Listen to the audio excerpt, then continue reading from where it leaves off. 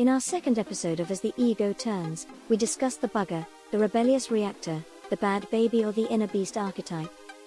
As we have seen in episodes 1 and 2, the tipping point for moving from beggar to bugger is when and where the inner child realizes its efforts aren't working and feels emotionally abandoned all over again. Let's summarize the transition of the journey from beggar to bugger, the emotional escalation map, when hope turns into heartbreak and rebellion. Let's start again with the beggar or hopeful appeaser. Its initial emotion, as we have seen in episode 1, is hope. Its energetic posture, reaching out, soft, adaptive. The inner voice, constantly speaking to them saying, if I just do better. Maybe this time they will see me for real. I can still earn their love. And finally, their primary strategy, compliance. Pleasing, proving, peacekeeping. Overgiving, over-apologizing. Holding on to belief that love can be earned. This beggar for breadcrumbs phase still believes in the possibility of conditional love as salvation. Then, frustration and disillusionment kick in, which is the bridging or tipping point. This is where the bugger takes over the stage of life. We saw the sequence of the bugger's emotions, coming from beggar mode, frustration to sadness to anger, rage even. And we see an energetic shift to shaking, pressure building, emotional compression. The bugger's inner voice speaks louder, why do I always have to try this hard? No one sees me no matter what I do. This isn't fair. Their behavioral signs change into passive aggressiveness, emotional withdrawal, mood swings, Jekyll and Hyde behavior in overdrive, increased sensitivity or resentment. This is the tipping point, where the inner child realizes its efforts aren't working and feels emotionally abandoned all over again. Hence, the bugger is born. The bugger, also known as the desperate reactor, bad baby, or inner beast as we have named it. With their primary emotions moving from despair to rage to apathy. With their energetic posture collapsing or exploding.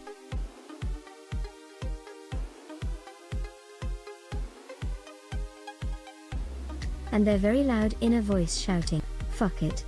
They'll never love me. They deserve to feel what I feel. I'll get attention even if it's negative. Their primary strategy is rebellion.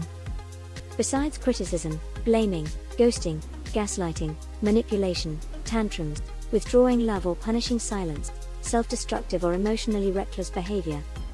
Let me be clear, this is not a bad person acting out. It's an inner child who has given up hope that love can be earned, and is now testing if love can survive the storm. What is the key insight in this case? All bugger behavior is a defense mechanism built on the despair of unmet needs. If we recognize the shift before it tips into collapse or chaos, we can pause and redirect the energy back toward healing. The transition, when people are in the beggar mode, the ego persona promises them that being a beggar with strategy of getting fulfillment through the outside world by begging, will eventually lead to the blessing or bonus being status. This is the false promise of ego and the angry inner child seeking positive attention or conditional love. When this doesn't work, the bugger kicks in.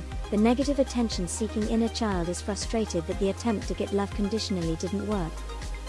It gets afraid it will never get what it needs, love or, more specified, fulfillment of one or a combination of the universal child needs. However, the bugger still aims to regain control in an ultimate attempt to feel like a blessing or bonus being to others, thereby restoring a false sense of emotional safety and control. Which doesn't happen. The key therefore is to realize this, to see the mission impossible in these attempts, to find the motivation to let these beggar and bugger strategies go. We hold on to something as long as we love it, and let go of it when we are done. This creates motivation to let go of the old.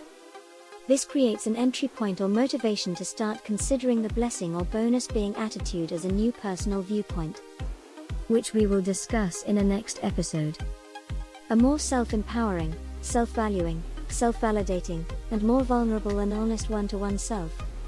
Disconnected from the perception and judgment of the outside world, hence the invulnerability through being vulnerable, honest and vulnerable to oneself.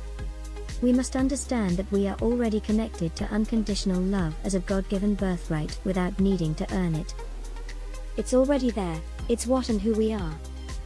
Therefore, We are permitted, validated, to define our lives most positively in the main areas like work, income, finance, health, relationships, other connections, meaning and purpose in life, identity, and what more have we. Now we are settling for a negative definition of life in these areas, which eventually creates the bugger.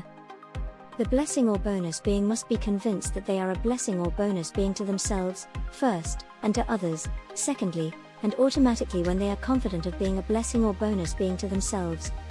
Subsequently, by being determined to no longer settle for less than their most positive definition of life in the main areas with the slogan and realization, if I, again, settle for less, my life will, again, become a mess. When they are fed up with ending up in a mess again, they automatically find the motivation to settle for less and consider themselves a bonus being or blessing to themselves, which subsequently, the outside world will respond as a mirror to them in a similar way. The next episode of As the Ego Turns will be about you, becoming the bonus or blessing being you never expected to be. Thank you for watching. See you next time on As the Ego Turns.